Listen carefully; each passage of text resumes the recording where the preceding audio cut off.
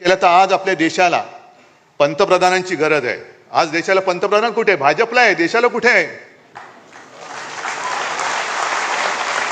देशाला गृहमंत्र्याची गरज आहे. घरफोड्या अमित शहाची नाही. देशाला संरक्षण मंत्र्यांची गरज आहे. गुंडांना संरक्षण देणाऱ्या देवेंद्र आणि राजनाथ सिंगांची नाही. तुम्ही देशाचे संरक्षण मंत्री आहात का गुंडांचे संरक्षण मंत्री आहात?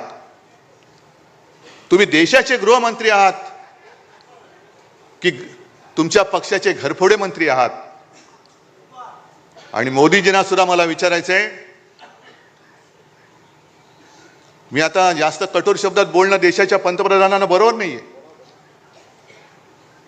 पण जेव्हा आम्ही इंडिया आघाडी म्हणून तुमच्या समोर पर्याय उभे राहिलो तेव्हा तुम्हाला लाज वाटली नाही आमची इंडियन मुजाहिद्दीन बरोबर तुलना करायला?